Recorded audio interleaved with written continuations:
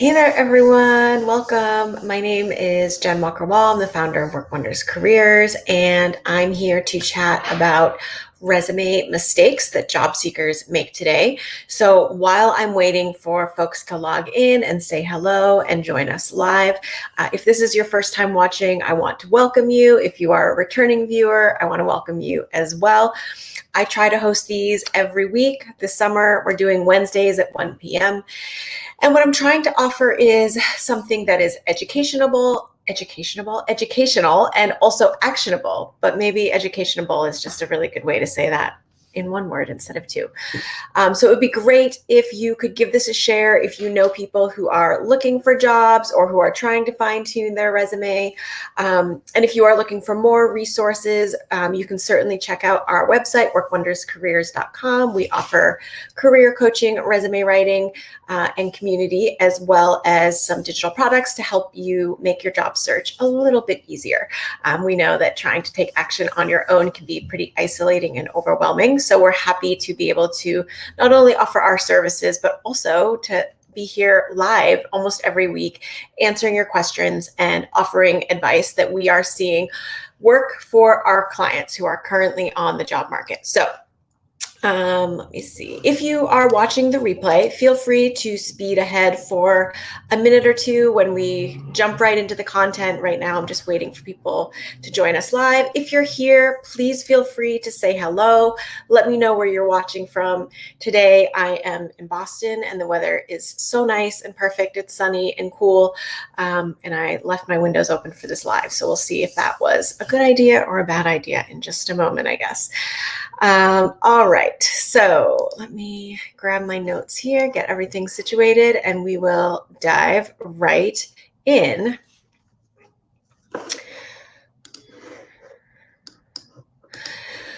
So if there's one thing I want to say before, I just start giving tips on resumes, there's a few things I want to say. I always like to kind of preface these tips with a bigger picture, a broader view, right? We're just going to dive into resumes, but let me just offer what I see as really, really helpful, the 30,000 foot view of all of this. First of all, I really like talking about resumes.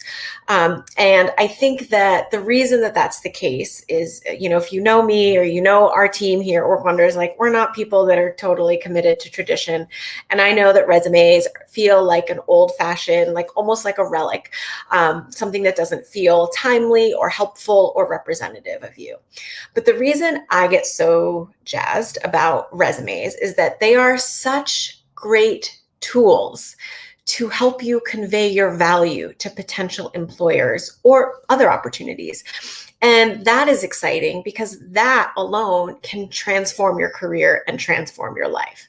And I find that when we just treat resumes like something that we have to do, something we're supposed to do, something we just need to have to go through the process, we miss an opportunity to really leverage that tool and to really maximize what's possible there. So I like to really encourage people to think about how you can use your resume, not just have a resume.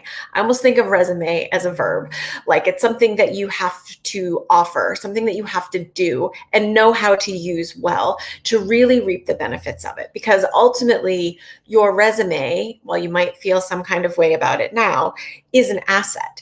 And when you pay attention to that and you invest the time and energy in creating something that is clear and compelling and you know how to customize it for the right kind of opportunities, it's going to change the way you job search. It's going to change the way you feel about being in a job that you really don't like. It's going to make you more mobile. It's going to make you more confident.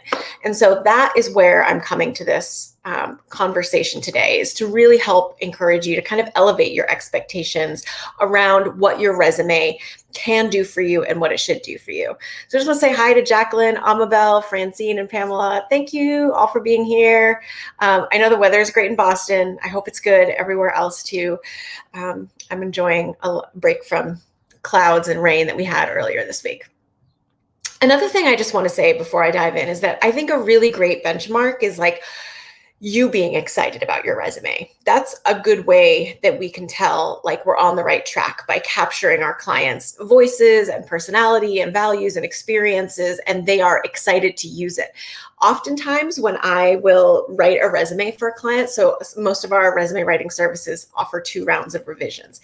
And every once in a while, I won't hear from people. Like I won't get feedback until someone says, oh yeah, I used that draft and applied for a job and got it. And now I'm interviewing and I wanted to let you know, like I'm expecting a job offer. That is so cool. Like I feel always nervous that people are submitting drafts, but like it's their resume and they feel excited enough after, just one initial draft of our revisions to go ahead and submit something and get traction. That's how powerful and that's how quick you could be to turning things around if you're not getting the kind of traction you want with your resume. So it's almost always the case that people come to us when they're struggling. So if you're struggling, please know that you're just a few steps away from really turning things around rather. Hi, Alexandra, Mountain View. Awesome. Welcome. So let's dive into these tips here. So the first mistake that I see people making is that they skip the critical prep work and jump right into working on their resume, which is a pretty ambiguous task, to be totally honest. So what I really want you to take away from this particular mistake, and what I see as the corrective measure, is that you actually need to do some preparation before you sit down to work on your resume. It's really hard to sit down and just fix your resume. So I want you to really think about breaking this process down. And if you're familiar with our 6-step model for the job search process, this will sound familiar to you. If you're not familiar, you can go to my profile and look at my featured content. We have a live just like this that we did, 6 steps to transform your job search. And that describes the process we walk our clients through. And the first part of that process for us is self-reflection and assessment. So if you've ever thought like, okay, I'm ready to start my job search, I'm ready to apply for X and Y roles, and then you start to like look at the roles and you're like, oh, I'm not sure I'm qualified. I'm not sure I've done that. Or, you email yourself jobs and you're just like not really in the application phase, even though you're scrolling and searching and sending yourself jobs. And you're trying to figure out like, what am I supposed to do here? This is why we need sort of like a bridge to get us from like wanting a new job to searching for a new job. And this reflection phase is really where we try to activate that. This is where we work closely with clients. And this can look like coaching calls where I'm asking a lot of questions, but it can also look like independent, like self-reflection work. They are responding to prompts. They are, reviewing their previous, work experience. Maybe they're documenting some moments in their own career, kind of coming up with stories. Maybe they're looking at job postings, and trying to figure out what is exciting and curious, makes them curious about taking these next steps. And what this all helps us to do is really put down on paper the content that is going to make our resume and our cover letters and our LinkedIn profile and our interviews a lot easier to execute. I'm just talking about resumes today, but this content that we create, the experience that we're documenting, the stories, the values, the goals, all of this plays such a critical role. And if we don't do ourselves the favor of like putting all of this down on paper and capturing it, then sitting down to just work on our resume remains an ambiguous task. There's not much to fix or revise if you don't do some of that content generation at the beginning. Another thing that this helps us do is like really articulate transferable skills and kind of create priorities for our job search. This is where people say, I want to do less of that and more of this. And so that helps people also focus on the right kinds of roles rather than trying to spread themselves too thin here.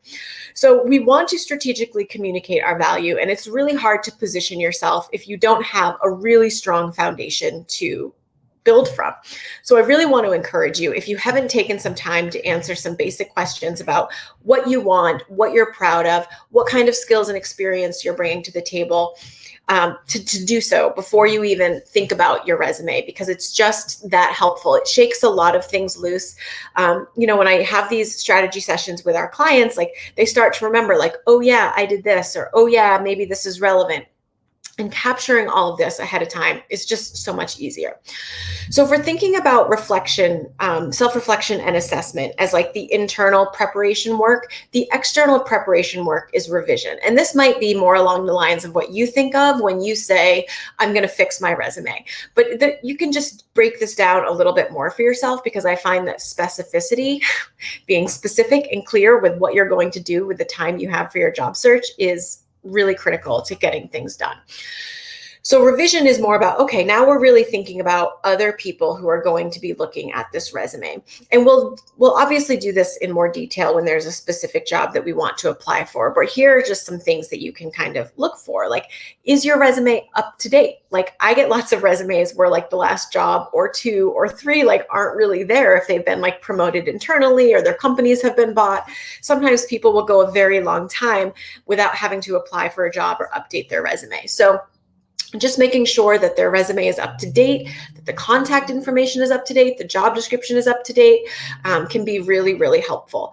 If you have more details and you're ready to start actively applying, I'll give you some more tips in a minute. But this is also where we start to kind of create a little bit of structure in the resume. This is where I'll create the summary of qualifications, which I'll talk more about in a little bit. So right at the top of your resume there.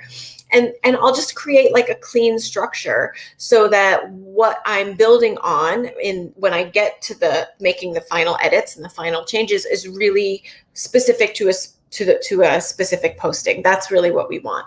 So you start with some internal work. You start to make sure that your resume setup is good, up to date, that you're working from just like a good template. And then we can go forward and really make some specific changes based on the posting at hand. It's very hard to sit down and just fix a resume. So make sure that when you sit down, hey, Jen, hey, Peter, make sure when you sit down to work on your resume, you know what it is that you're doing. Are you preparing and doing some self-reflection work? Are you creating a really good structure? Are you making sure it's up to date? Are you customizing it for a specific job at hand? All of that is really, really important. All right, my next 2 and 3 mistakes, mistake 2 and 3 rather, go together. So it's either applying everywhere or applying nowhere. I would say like 90% of the people I talk to fall into 1 or 2 of these categories. So I call applying everywhere like the eject button strategy, like you're just relying sheerly on volume, right? Like that's the strategy, is like if I just put out enough applications, someone will get back to me and hire me and get me out of this like crap job, and I'll move on with my life. And then there's the people who apply nowhere. They might be, again, scrolling, searching for jobs, emailing themselves jobs. But when they're really worried about rejection or uncertain, or convinced that there aren't any good jobs out there, and so like, why bother applying? So they've got some like gremlins kind of going on in the background and really driving the search. Then we're not really getting what we need out of our job search time. And so I just want you to think, if you're in one of these 2 categories, applying everywhere or applying nowhere, that your job search is probably not as strategic as it could be.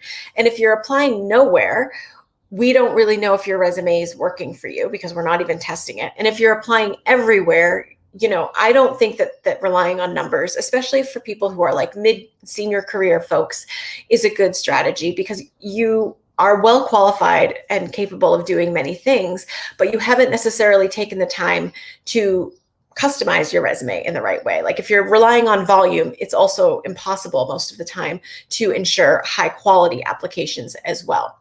So what we really try to encourage our clients to do is to be really selective about the jobs they're applying for. Not so selective they apply for nothing, but I'm talking about, I think a clip of, if I may be so bold to make a suggestion, I think a sweet spot is between 4 and 8 jobs a month for our clients who are working full-time. Because I find that like beyond that, there aren't always that many quality opportunities in a given week or month for you to apply for. And it's really hard to create good applications. Now, of course, there are, there's people who've applied for more. There's people who've applied for less. I'm really sorry about the sirens. It's been a very busy day in my neighborhood.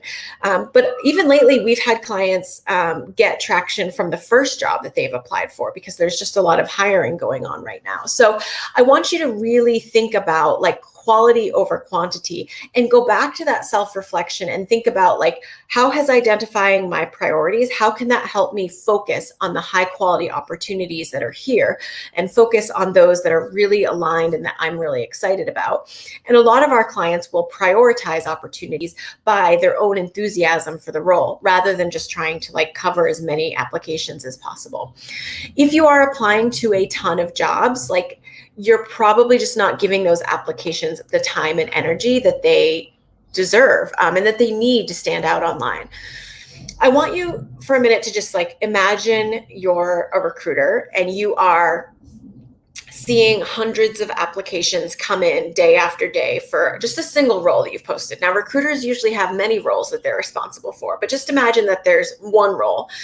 I want you to think about like, what would you be doing to try to evaluate the different applicants that were coming in, and how would you assess if people were a great fit or not? Now, if you saw an application that was like kind of aligned and like, okay, this person kind of makes sense, you know, that might be a person that you would move to the maybe pile. But when you see people take their time to really curate their experience and speak to your pain points as a hiring stakeholder, it stands out. Not everyone takes the time to customize their applications. And so that's why when I get on here week after week and tell people to customize their resume, it's not because I want your applications to take forever. It's because like, if you don't, you're missing an opportunity to stand out from the other applicants. And I'm letting you know right now that like most people either don't customize at all or don't have the level of alignment, don't understand how closely your resume can speak to a specific job posting. And so another good reason to kind of pick up the pace if you're on the lower end of applying for jobs is that you will get better at doing this if you do it over time. You know, I would say between like 4 and 6 jobs, clients don't really need my help making these changes anymore. So while it can feel like a lot of time up front, I want to encourage you to spend that time because you won't have to do it for the entire duration of the job search. It will get easier. You will be faster at it. You will be better at it. And it will really help you generate the kinds of opportunities that you're looking for. If you're not applying anywhere or you're applying all over the place, think about how can you be more strategic with your time and energy, and would you be better served by higher quality applications rather than more volume of applications? It can feel really counterintuitive, but this is a change that a lot of clients make once they start working with us. I'll say this too, just to wrap up on this piece. The points of the job search, right? Like someone else is responsible for giving us an offer, right? That's totally out of our control. But the roles that we apply for and the way that we apply for the roles, the time we take, the way we speak or don't to the pain points of the hiring stakeholders, the recruiter or the hiring manager, that is what we have control over. So I want to encourage you to really pay attention to where you can have control and power and agency in this process and to exercise it as much as you can, because that doesn't just create opportunities, it can create really well-aligned opportunities if you do it, you know, all over from the start of the process to the end of the process. Hello to everyone who's joining us. It's good to see you. Oh, Tanzania. Wow. Awesome. Chicago. Great. Well, it's lovely to have you all here. Thanks for being here. If anyone has any questions on what I'm offering, please feel free to drop them in the chat. Let's see, what did I? Oh, here's the 4th one, asking everyone for feedback. If you ask a dozen people for feedback on your resume, you're going to get like a dozen different sets of opinions on resumes. And I won't ever ask anyone's opinion on a resume unless I know that they have a recruiting background. I know that they have some kind of intel on the organization or the person doing the hiring, ideally. Or if you're my client, then I will ask you for your feedback. But most people rely on me to provide that kind of structure and expertise when it comes to like what their resume should look like. You're probably not worried about what your clients are thinking. You're worried about what potential employers are thinking. And it can be reassuring to try and ask as many people as possible. But if people have not been on the front lines and that's where you're trying to get traction, then sometimes advice coming from people who've only been hiring managers or who've just worked in the field for a while but haven't done any hiring isn't necessarily that helpful. And what it does is it causes us to kind of second guess what we're doing and what our strategy is. So I always like to just try to take my clients back. It's like, imagine you're having to evaluate hundreds of applicants. How will you know if this person should be called for a phone screen? And so things like the font or like the design, that's what people have opinions on, but it's really the content for most people that really helps them stand out and get traction and be identified as a strong candidate. So I want you to work on getting really confident about what you're doing. What is your plan for your resume? Why are you making the changes that you are? How are you positioning your experience so that it will resonate and align with what people are asking for?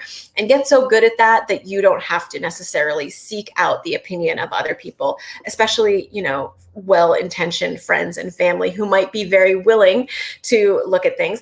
If you do feel like you want to ask people for feedback, send them a job posting at least, because I don't even evaluate resumes without looking at a job posting. I can give some like broad feedback, like this is hard to read, or there's a lot of content here, or geez, this is 8 pages long, but I can't really offer helpful substantive feedback without knowing what the target opportunity is. And I won't work with any resume clients who can't provide a sample target opportunity. Now we can modify it from there, so that's not a problem. But I want to make sure that people understand that the job posting and your resume need to be connected. That needs to be really, really visible for you to get traction online.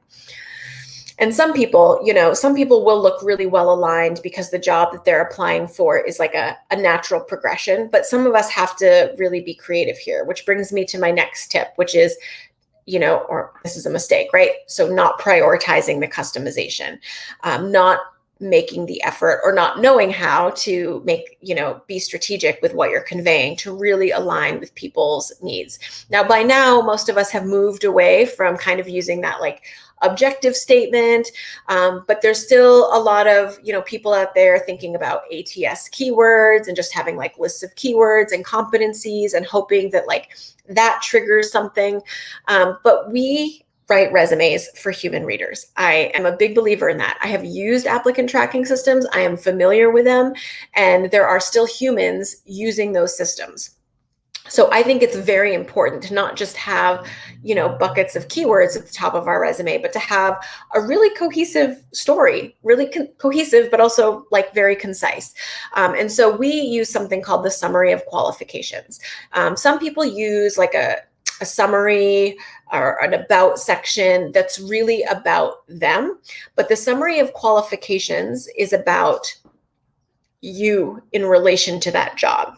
So instead of just saying you are like a nonprofit professional with 10 years of experience in X, Y, and Z, we'll make sure that what is shared there is something that the position is actually asking for. We're not going to ask people to take the time to go through our resume line by line to see the required experience that we have and the skills that we have, because people don't have the time for that. So it's our job as job seekers to make it super crystal clear so that anyone could see that you have as much of the relevant experience and qualifications for the role that you can have. So making sure that that about section or summary at the top is not just about you, but is about you in relation to the job is a great way to set the tone and check some of those boxes that people are looking for. Those qualifications on the job are there for a reason. Like that's what they're looking for in a person to know that they can execute the responsibilities that they've shared. So make sure that you do your best to speak to that.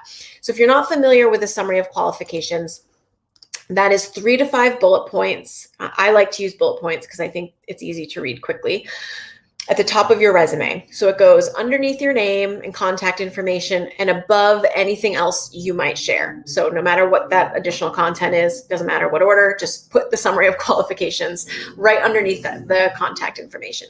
And the reason we do this is that it allows us to position you as a qualified candidate right from the get-go, making it easier and making it easier and making you more compelling for the recruiter to actually engage with the rest of the content on your resume. So what we do is we look at those qualifications and then we summarize how you meet them. I don't use the same language word for word, but I will use some of their language back at them so they can understand, what our relevant experience is here. And so the reason I do this, the reason I create that summary, the reason I think it's worth taking the time to do that, is it helps recruiters and hiring managers see your most relevant experience right away. And your most relevant experience can change from role to role. And so it's really important, an opportunity really to take advantage of that real estate at the top of your resume and just check as many of those boxes off for them right away. Now, we do this so that they don't have to comb through your resume. But what I find ironically is that when they think you're a qualified candidate right away, they will actually spend more time on your resume. So it's really trying to set the reader up to know yes, you want to read more because we're a great candidate for this role. This is also, it's good practice to communicate your most relevant experience, at this point, because you really want to be doing that throughout the process. So this is how you're going to kind of curate your narrative for the cover letter, for the interview. You're going to get practice right from the very beginning stages of putting your resume, submitting your resume out there, in sharing the most relevant pieces of your story. So if you've ever been asked, tell me about yourself, and you felt like you rambled on for 15 minutes and covered everything from the day you were born up until present day, getting really used to practicing how to talk about, pieces of your story and pulling together the most relevant threads for a specific audience is a great gift that you can give yourself. It makes answering those questions a lot easier. And that's because we're practicing right from the get-go. The other thing is you might be saying wow, this customization sounds like it's going to take forever. I don't really, want to do this. This doesn't sound like fun to me. What I want to offer here is that this gets easier and faster and more efficient for you the more you practice it. So when I said, 4 to 6 applications and clients usually don't need my feedback, this is really what I was referring to, because they can do this independently once they've had a bit of practice. The other thing that we often do with our clients is we'll create resume templates. So you could have, if you've got a couple of different directions or opportunities that you're pursuing, you could create 2 distinct templates for yourself that are just a lot easier to edit. You can also create a library of bullet points. So by the time you've applied to 4 to 6 jobs, you could have over 20 bullet points with different kind of language. So you really turn the application process into something that requires a lot of work upfront into something that's easy to manage down the line, which is what we want for our clients. We want the process to get easier over time. I know that the customization process is something that a lot of job seekers struggle with. Busy people are I don't have the bandwidth. People who are willing to do it often struggle to kind of do it to the level that it often needs to stand out. So I want to encourage you wherever you are to experiment with this, to practice it, and not just for one application, but maybe for 1 month worth of applications, because you will get better at it. You will start to see patterns. You will be able to reuse some of that language. And depending on what kind of job, you may only have to make really minor changes after the first couple of applications. So if you are someone who is in the midst of a career transition or trying to figure out how to convey value as you go into a new field or a new function, this is a really great tool for you. Don't rely on something that stays the same for every single application. Try to give, each opportunity the attention it deserves, and know that doing so, A, helps you stand out, and B, gets easier with time. Hopefully that really helps. So I don't use JobScan because I understand how the hiring process works, and I don't think that my clients and most job seekers are applying and getting rejected by robots. I believe humans are doing the bulk of that work.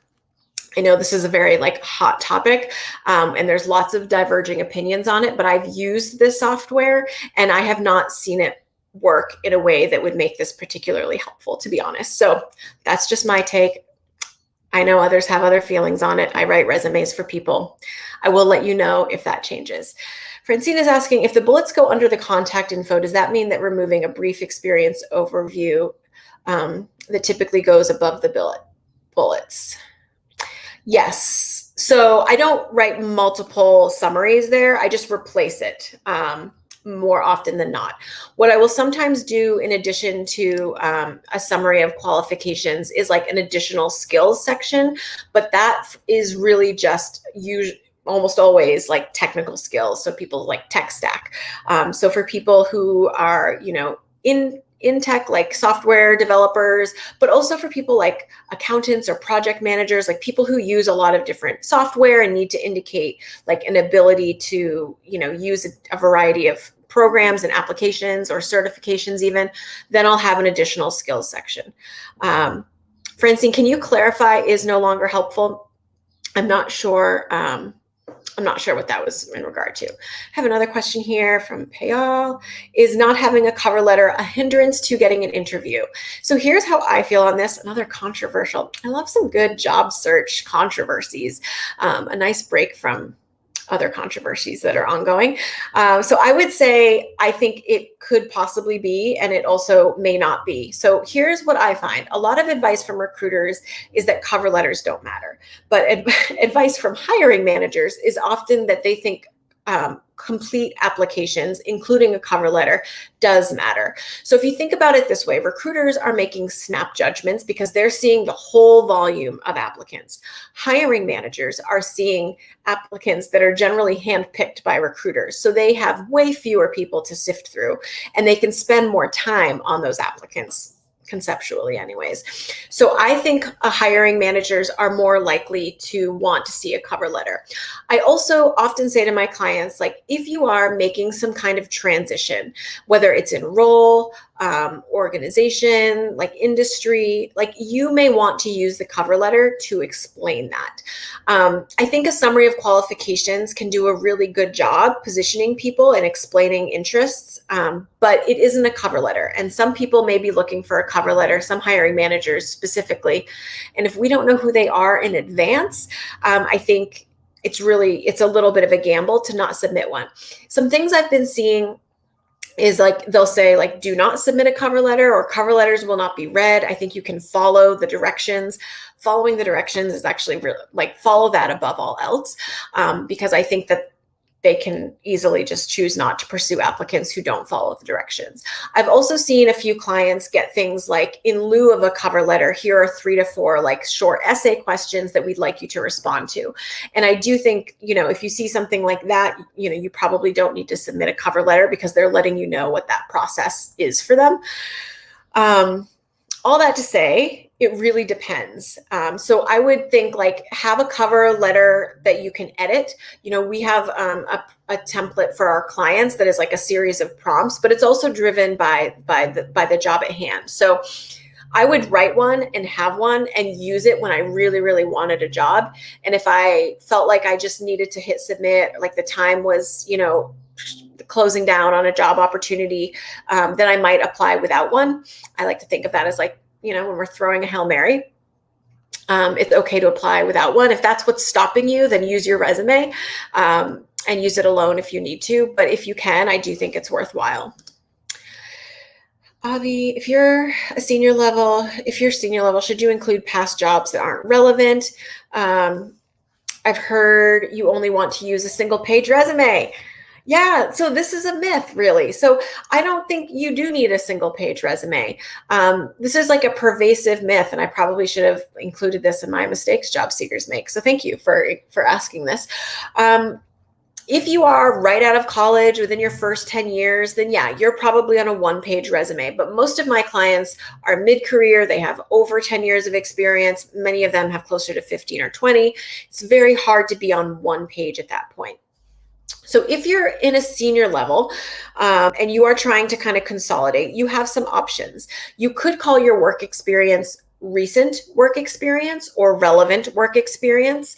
What I tend to do is just say like professional experience and then like additional experience, and I'll consolidate. Like we actually just did a resume for someone who has some jobs, like has work history back to like the 90s.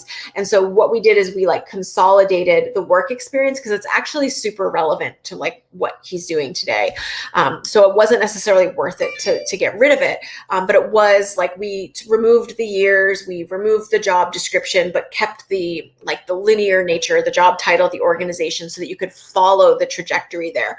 I also see this a lot with like marketing executives, because a lot of them started out as like PR assistants and they went right up the chain, you know, to be VP and chief marketing officers and stuff like that. So I think you can really consolidate it. You can eliminate it.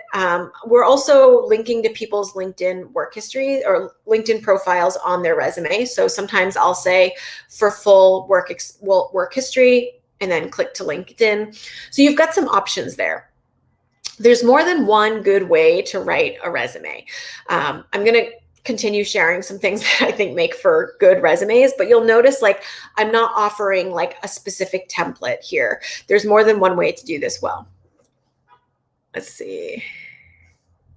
Okay, so I'm gonna get through another couple bullet points and come back to some of these questions. So if you have more, I see a couple here, I will come back to them. Drop yours if you have them. I'll make sure to answer all the questions before we wrap up here.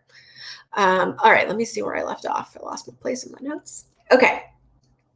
So another mistake that I see job seekers making is underplaying their value in their resume. And so one of the things that happens here is like people are not using the correct verbs to give themselves credit for their contribution in the bullet points.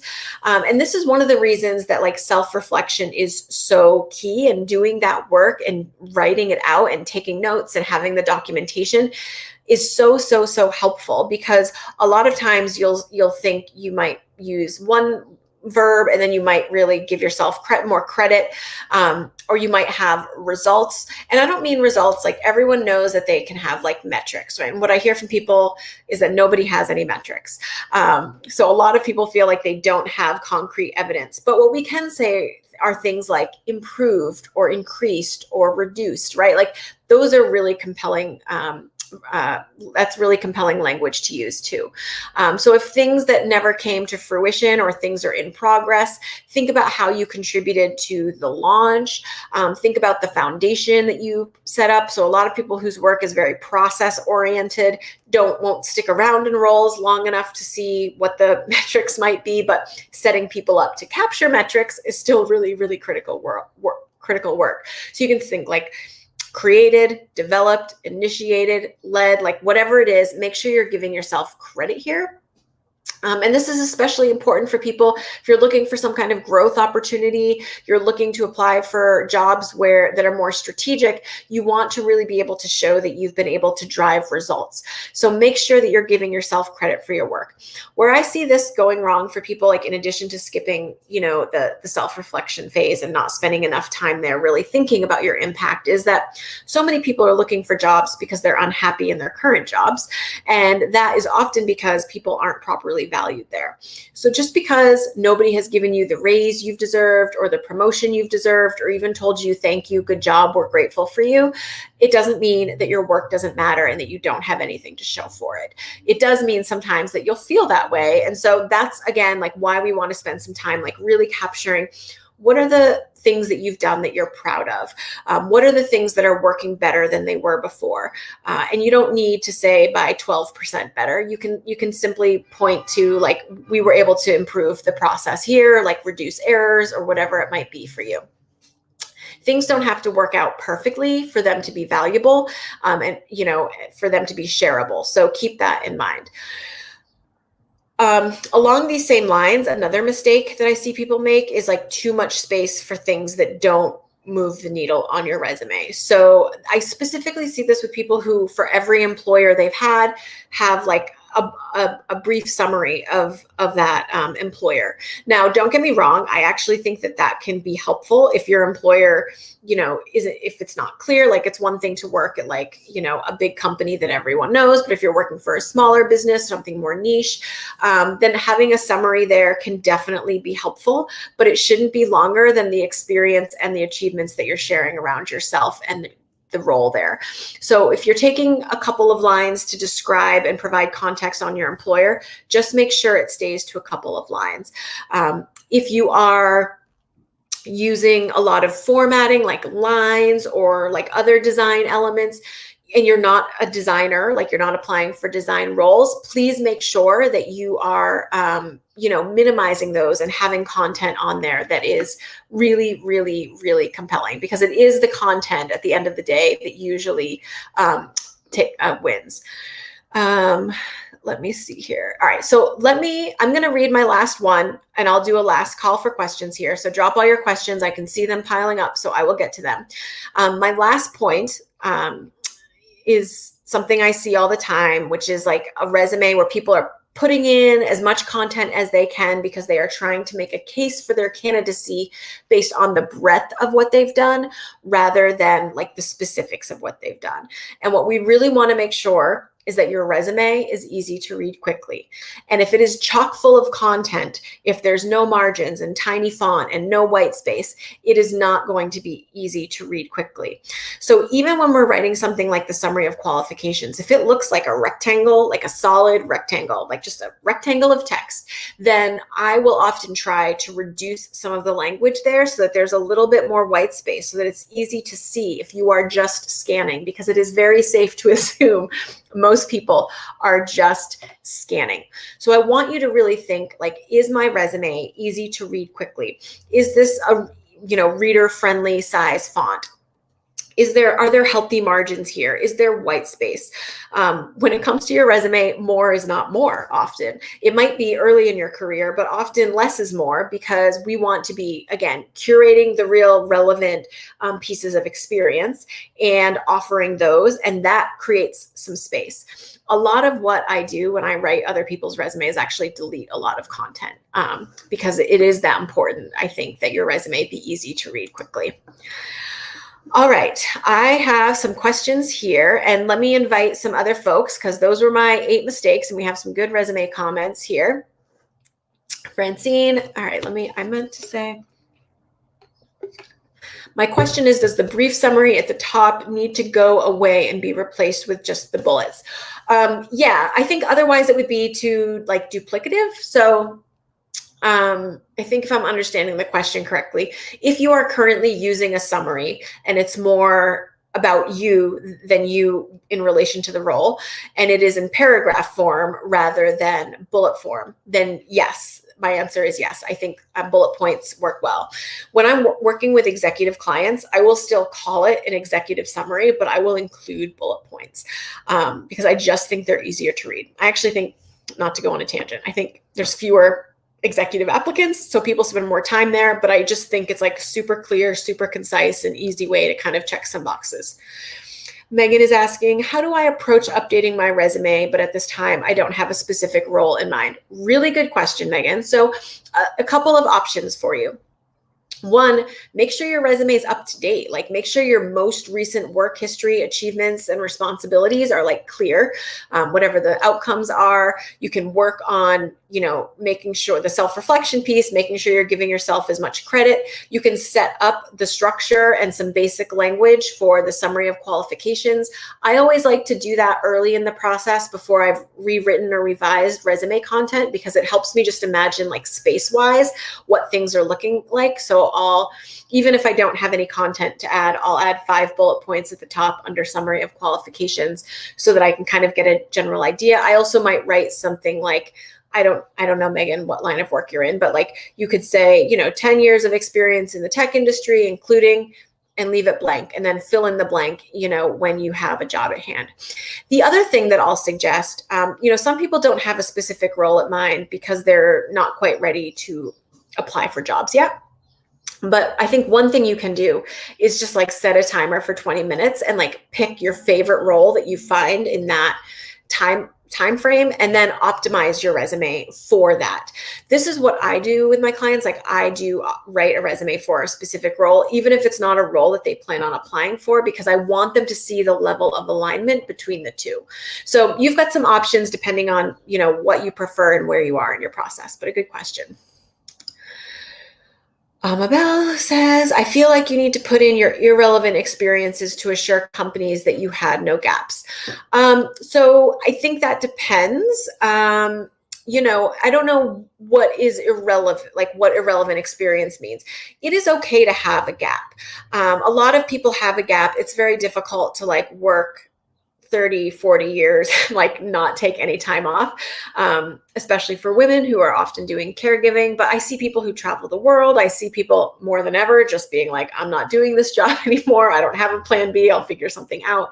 So I kind of like to reframe the fear of having a gap or showcasing a gap, and encourage people to take ownership over that and figure out how to articulate that and do so with confidence, and be wary of people who make you feel bad about that. So that brings me back to this other piece around what counts as irrelevant. I mean, there might be things that are relevant, you want to include your work history, and if you've made a pivot at some point, there may be less relevant work, but a lot of times it shows a growth trajectory. It can show transferable skills. So it would be hard to know without knowing the details what you mean by irrelevant experiences. Assuming that you made some kind of transition in the past that you don't feel is relevant anymore, you could just call your work experience recent professional experience or recent experience. All right, so this is the last call for questions. Please let me know if there's anything else I can, I would love to talk about resumes all day. So drop those questions in the chat if there's anything else I can do. Due to COVID-19, if a job seeker has left their position full time, how do you reflect on your resume as there will be a gap? Yeah, so again, I don't think people are going to have to really explain why there's a gap on their resume from COVID. There were layoffs, people left because they had to homeschool their kids, they moved to take care of family, so much has happened. This is going to be kind of people are going to know what happened here. So I wouldn't worry about minimizing the gap. I would think about making sure that the last job you had, COVID-19 gaps due to layoff. Yeah, I'm not sure if that's a question, Jacqueline, but yes, I think people will probably assume that anything in the last 15 months or so is going to be because of COVID, whether it is or isn't. And you want to speak to the role at hand, demonstrate as much value as you can. And you can always say, unfortunately, there were layoffs that I was a part of as a result of COVID-19. But I am, eager to get back to work. And in particular, this role is exciting to me because, and then share something that's really relevant. That's more of a cover letter or conversation. You won't use that language in your resume per se. But I think if you just include the dates of employment, people are going to be, no, Jacqueline, you're good. I think people are going to know. And I don't think the strategy needs to be around minimizing the gap. The strategy should be on emphasizing your qualifications. All right, Michelle, if you are looking for remote work, how do you indicate that on your resume? So, I mean, the question I think is, are you applying for remote jobs or jobs that indicate they are remote friendly or work from home or that meet that? So I would try to make sure that you are applying for jobs where that is going to be an option. Where I see people wanting to, this is another good example of why you need to rely on the qualifications, because a lot of times remote jobs will say something like proven ability to work remotely with people across time zones, or, previous experience leading virtual remote teams, right? If you can say that you have that in your summary of qualifications, I think that's great. Working remotely is not easy. I mean, it's easier for some people in some ways, but in terms of coordinating and collaborating and actually executing work and running an organization that way, there are certainly some challenges. And so oftentimes what I see is that people are trying to hire people who've demonstrated that they can do that. So if you haven't done that, I want you to think about how can you show that you can coordinate and collaborate and, work effectively with people that you may never meet or that you won't meet for a very long time in person. If you have any experience, I mean, a lot of us were doing that just this past year, right? Like if you never had a remote job before, maybe you did in the past year. And so being able to speak to that, I think, can be helpful. Looking for remote jobs and looking for indications that they're willing to hire remote, I think, can save you a lot of time. Focusing on remote first or remote only companies might be really helpful. But other than that, I don't know that you necessarily need to indicate this. You could, if it's not listed in the qualifications, I wouldn't necessarily think about addressing it. But if there's a circumstance I'm missing here, Michelle, that you're wondering about, please let me know. Yes. So Jacqueline, just to come back to your question, I really think the story is going to be really clear, and we don't need to over explain layoffs that impacted many, many, many, many people. I think what we want to do is really continue to emphasize your value and qualifications for the role at hand. Margaret, hope I'm saying your name correctly. If I'm applying for a senior legal position, can I include experience from working in retail while at uni? Can you? Yes. Should you? That's another question. And I don't know, like, are you applying for a senior legal position at that retail company or in retail? Like, the question I ask is like, if you're early in your career, you sometimes just need the work history so that people know that you've been like engaged and learning and growing and like have references. So if you're really early in your career, having less relevant experience can still be useful. But if you're really qualified and ready for a senior legal position, you may not need the retail position that you had. So I would be curious to hear from you, like, why that felt like something relevant. Maybe it's a senior legal position and you are like working to protect retail workers or something like that. So I can imagine situations where this is like critical, helpful experience, but I can also imagine that it might not be. So I would just think about the details and ask yourself, like, how is this relevant? What can I include? Or is this just work history? And if so, do I need that for this particular role? I love this. I have a recent gap, and during that time, I volunteered to give COVID vaccines. Thank you for that. Thank you for volunteering your time. How should I include this info?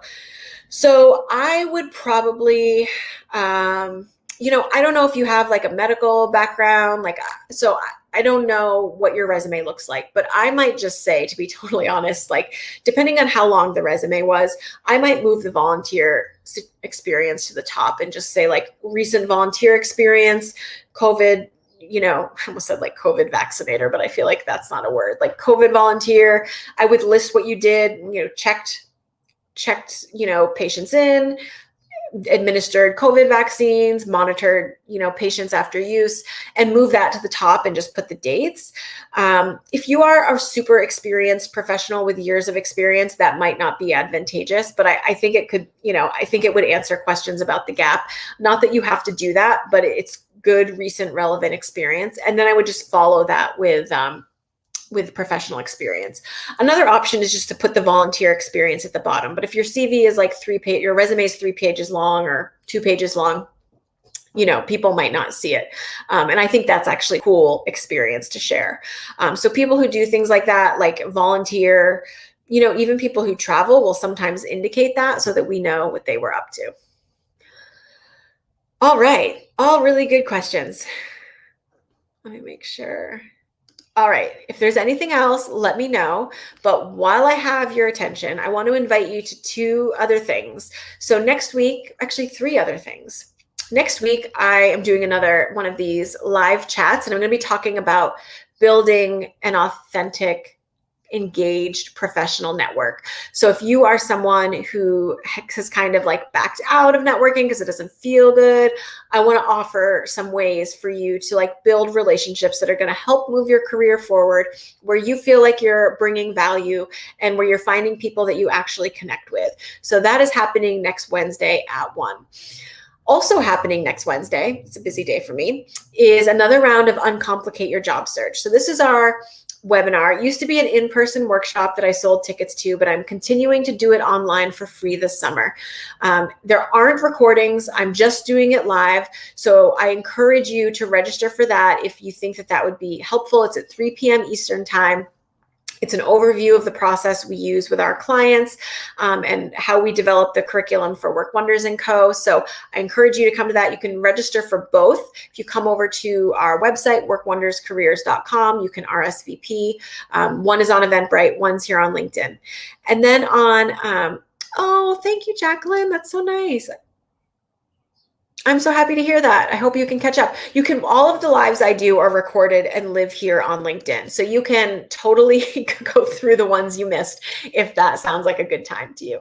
I assume at some point people get sick of the lady who's like overly enthusiastic about resumes. But if you're not there yet, if you haven't hit your limit, you can go to my profile and I've selected some of the highlights.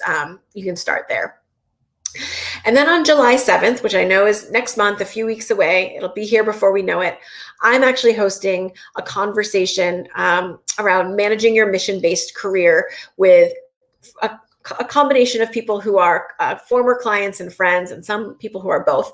And so that RSVP page is also up here on LinkedIn and over on our website. So if you are someone looking to really align your career with your values and thinking about what is going to be a good next move for you, I definitely encourage you to check that out. It's a great group of people. I'm so excited to bring them together.